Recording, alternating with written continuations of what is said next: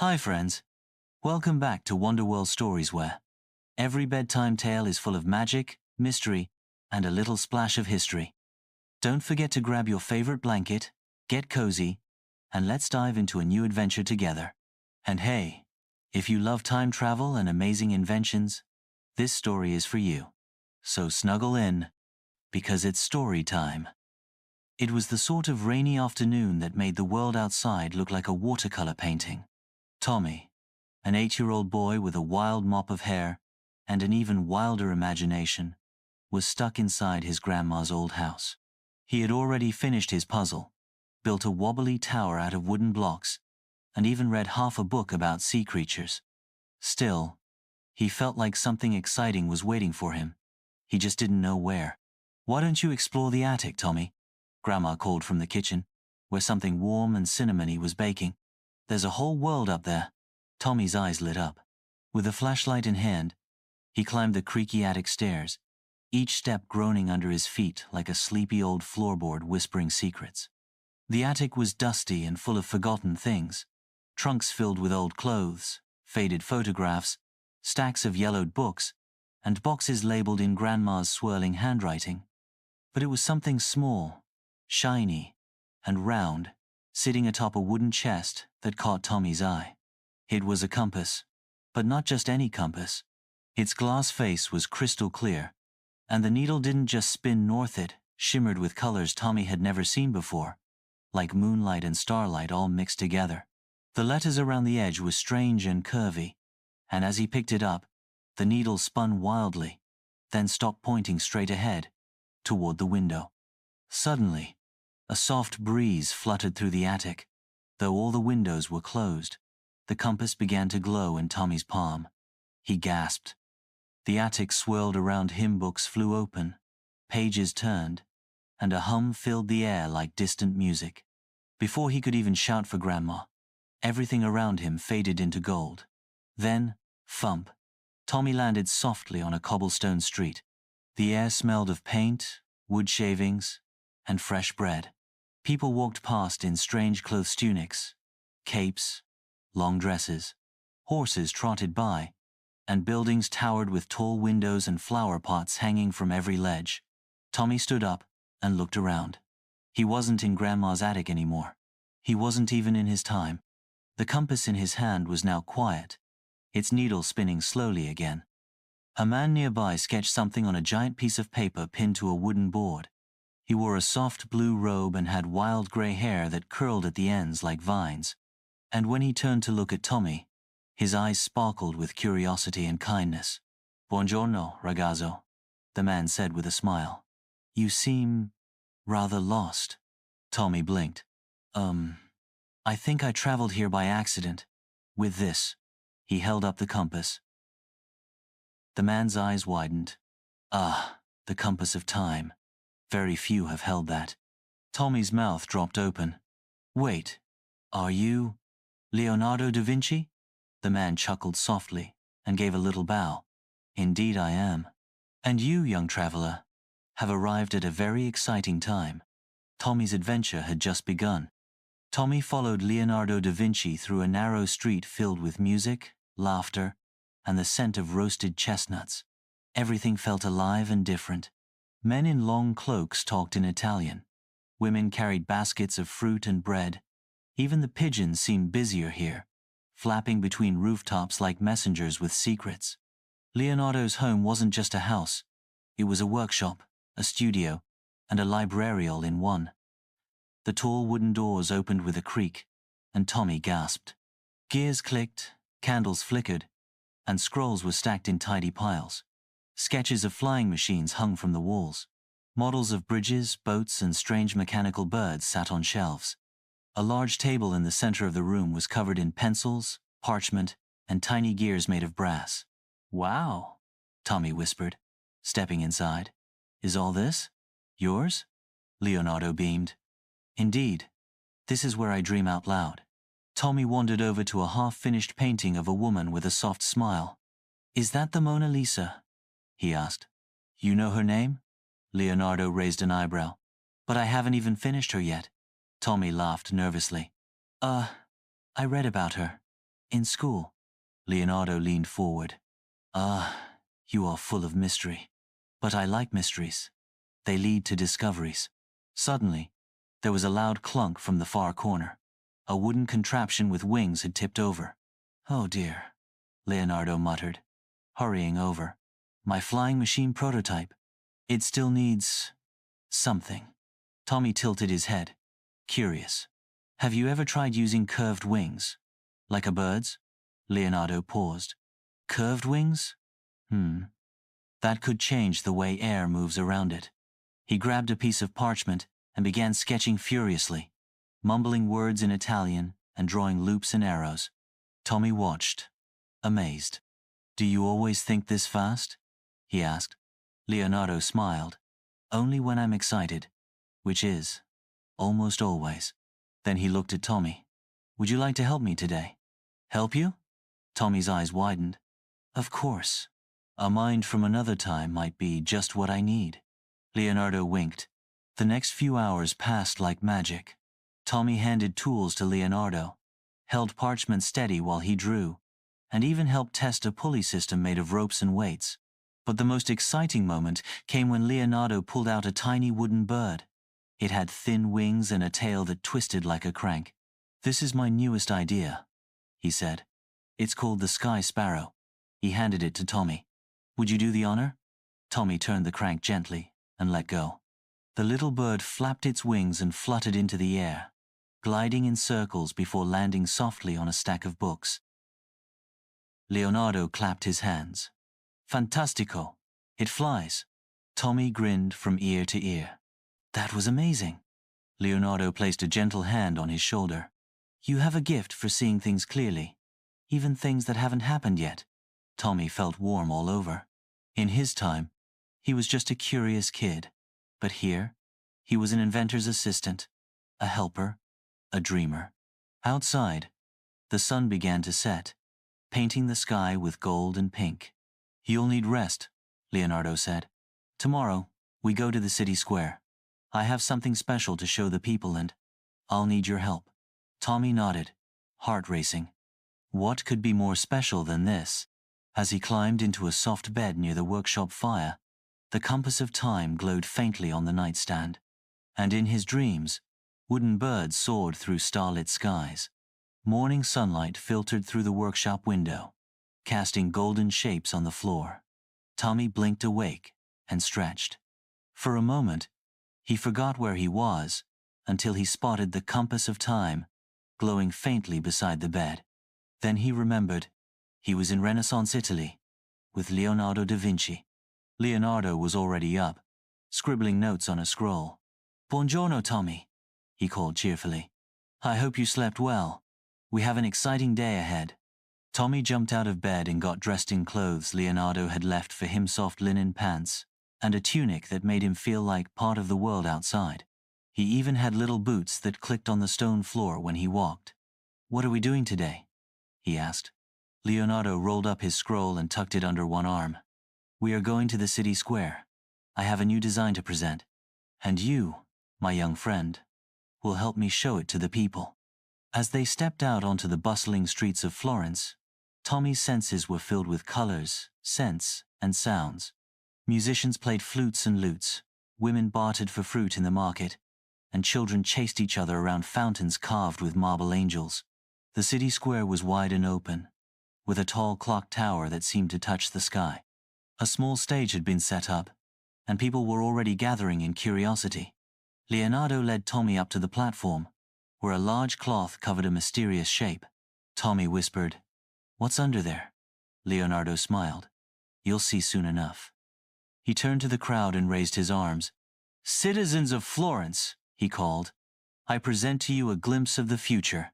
With a grand sweep, he pulled away the cloth to reveal a tall wooden model that looked like a tower made of spinning wheels and gears. Gasps filled the square. "This," Leonardo announced, "is my design for a mechanical elevator, one that could lift people or goods without the strength of horses or men." Tommy stepped forward and turned a small crank. The gears groaned, and a little wooden platform began to rise, slowly but surely. The crowd clapped and cheered. Children leaned forward with wide eyes, and even some city officials nodded with interest. Leonardo beamed proudly. And here is my apprentice, the clever Tommy, whose questions helped improve the design. Tommy blushed as the crowd cheered again. Later, as they walked through the streets, Leonardo bought Tommy a small pastry filled with honey and nuts. They sat on the edge of a fountain to eat. You did wonderfully, Leonardo said between bites. You remind me that curiosity is a gift. Never stop asking how and why. Tommy looked at the compass of time in his pocket. I wish I could stay here longer. Leonardo grew quiet for a moment, then said softly, Every journey has its season, but the time we share stays with us forever. Just then, a boy came running from the edge of the square. Maestro da Vinci, he shouted. Come quick. Something's happened to the river gate. Leonardo stood at once. Tommy, we may have another adventure ahead. Tommy grinned. I'm ready. And off they went, their footsteps echoing down the stone streets, toward the next invention, the next idea, the next wonder. The streets buzzed with nervous voices as Tommy and Leonardo hurried toward the river gate. A crowd had gathered, pointing and murmuring in panic. The Arno River, usually calm and glistening like a ribbon of silver, had swollen with rain. Water sloshed over its stone edges, splashing into the city streets. One of the old wooden gates, which helped keep the river at bay, had cracked in the night. Water now trickled through, threatening to become a rush. Leonardo crouched beside the gate, examining it closely. If we don't slow the flow, the lower streets could flood, he said grimly. Tommy looked at the spinning compass in his hand, then at the trembling crowd. What can we do? Leonardo stood, his face lit by sudden inspiration. We build a dam wall, quickly, but we need to lift the heavy stones into place. He snapped his fingers. The sky lifter. Tommy's eyes widened. The model from the city square? Yes, Leonardo said, grabbing his sketchbook. We'll make a larger version. It can hoist stones with ropes and gears. A group of workers, listening nearby, stepped forward. We'll help, one said. Tell us what to do. Tommy felt a spark of pride. He had never led anything before, but Leonardo handed him a coil of rope and said, You direct the lifting, Tommy. I'll guide the structure. The square became a whirlwind of activity. Leonardo's workshop assistant arrived with wheels and wooden beams. The townspeople brought stones, ropes, and tools. Tommy helped tie knots, ran messages, and gave instructions just like he'd seen Leonardo do. Working together, they built a tall wooden crane, powered by a turning wheel people could walk inside like a hamster wheel. With each turn, the crane lifted a heavy stone. Tommy guided it into place near the broken gate. Thump. Then another. Thump. By sunset, a strong new wall stood where the water had poured through. The river still roared, but the gate held strong, and the city was safe. Cheers rang through the square. People hugged and clapped each other on the back. Someone even handed Tommy a warm, sweet roll as thanks. Leonardo turned to Tommy, his eyes full of pride. You were magnificent. You stayed calm, thought fast, and helped others. Tommy smiled, tired but glowing inside. I just remembered what you always say. Every problem is a puzzle waiting to be solved. Leonardo laughed warmly, spoken like a true inventor. As the sky faded to deep purple, they walked back through the sleepy streets of Florence. Lanterns flickered in windows, and the scent of rosemary and fresh bread floated on the air. Inside the workshop, Leonardo added a new drawing to his wall sketch of the skylifter at work. Tommy looked down at the compass of time. Its glow had returned, just a little brighter than before. Does this mean I have to go home soon? He asked softly. Leonardo looked at the compass, then at Tommy. Perhaps, but when the time is right, not before. Tommy nodded. A lump formed in his throat, but he didn't let it fall into tears. There was still one more day, one more mystery, and perhaps one more moment to be part of something amazing. The morning sun poured through the tall windows of Leonardo's workshop, warming the wooden floor. Tommy rubbed the sleep from his eyes and yawned. His hands still felt sore from lifting stones the day before, but he smiled anyway. Helping save part of Florence had been the most exciting thing he'd ever done. Leonardo stood by the window, gazing out at the rooftops, lost in thought. "What's on your mind?" Tommy asked, stepping beside him. Leonardo turned with a soft smile. "Today is our last day together. I believe your compass will guide you home tonight." Tommy looked down at the compass of time. It pulsed gently with golden light, as if it agreed. "I'm going to miss this place." "And you," Tommy said, his voice small. "And I." "You," Leonardo replied, resting a hand on Tommy's shoulder. "But I have one final gift to show you. Come." They climbed a spiral staircase to the top of the workshop tower. Dusty books lined the shelves, and scrolls were stacked like logs. In the center of the room was a small wooden chest with a golden clasp. Leonardo opened it carefully and pulled out a thick, leather-bound sketchbook. "This," he said, "is my secret journal. It holds ideas I've never shared, machines, thoughts, even dreams." Tommy's eyes widened. "Can I look?" Leonardo nodded. Page after page burst with invention machines with wings, floating shoes, glass tubes that captured sunlight, even a diving suit that looked like something from a science fiction story. "I've always believed," Leonardo said, "that one day, people like you would finish what I only imagined. These ideas are too early for my time, but perhaps not for yours." Tommy ran his fingers along the pages. "I could take pictures, show my class, maybe even build one." Leonardo gave a soft laugh. "Then my dreams may yet take flight." He carefully tore out one-pager design for a simple glider, shaped like a bird, and handed it to Tommy. "A gift," he said, "for the future." Tommy took it with trembling fingers. "I'll take care of it, I promise." Just then, bells began to chime across the city. Leonardo looked toward the window. "It's time." Back downstairs, the workshop glowed with the golden light of late afternoon. Leonardo packed a satchel with cheese, bread, and a jar of sweet fig jam. "Every traveler needs a proper meal," he said with a wink. They walked together through the city one last time.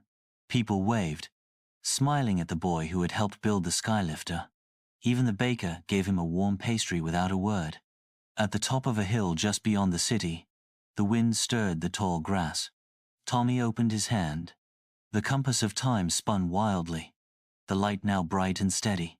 "It's ready," Tommy whispered. Leonardo kneeled before him. "You carry something powerful, Tommy, not just this compass, but curiosity, kindness, and courage. Promise me you'll use them." "I promise," Tommy said, hugging him tightly. A soft breeze wrapped around him, and the air shimmered like sunlight on water. "Goodbye, Maestro Leonardo," Tommy whispered. "Until we meet again," Leonardo replied. And then with a quiet whoosh, Tommy disappeared. With a shimmer of golden light, Tommy landed softly right in the middle of his own bedroom. His quilt was still rumpled from the night before, and the morning sun streamed in just like it always did. Everything looked the same, but everything inside Tommy felt different. He sat up slowly, still clutching the compass of time in one hand, and Leonardo's glider sketch in the other. The compass now glowed faintly, but the spinning had stopped. Had it all been real? He climbed out of bed and tiptoed to his desk, laying the sketch carefully between his schoolbooks. He could still smell the faintest scent of fig jam on his fingertips. When he walked into the kitchen, his mom was humming while flipping pancakes. "You were up early," she said, ruffling his hair. Tommy just smiled. "Yeah, I had the coolest dream." Later that day, in school, his teacher gave the class a new assignment: choose a famous person from history and create something inspired by their work. Tommy's hand shot up. "Can I pick Leonardo da Vinci?" His teacher beamed. "Perfect choice." Tommy couldn't stop smiling. That night, he brought out the sketch. Using cardboard, string, and his small science kit, he began building a tiny model of Leonardo's glider. His fingers worked with care and confidence, just like they had in the workshop in Florence. By the end of the week, he stood in front of his class with the finished model. "This is based on a real drawing by Leonardo da Vinci," he explained. "He believed humans could fly, and now we do." The whole class clapped, and his teacher nodded thoughtfully. You know, Tommy, it's almost like you knew him. Tommy grinned but said nothing. His secret felt warm and safe inside his heart. That evening, as he placed the compass of time on his nightstand, it shimmered once more, just a tiny flicker. Tommy whispered to it, "Maybe someday, you'll take me on another adventure." He curled up under his blanket, dreams already pulling him into new skies filled with inventions, flying machines, and soft voices calling him from long ago. Thanks for joining me on this amazing journey with Leonardo da Vinci. If you love time travel, inventions, and saving the city, give this video a big thumbs up. Don't forget to subscribe for more magical adventures with history's greatest minds and maybe even a few surprises along the way. Click the bell so you won't miss our next time travel tale. And tell me in the comments which historical figure should the compass of time take us to next. Until next time, keep wondering, keep imagining, and keep being brave. Bye for now.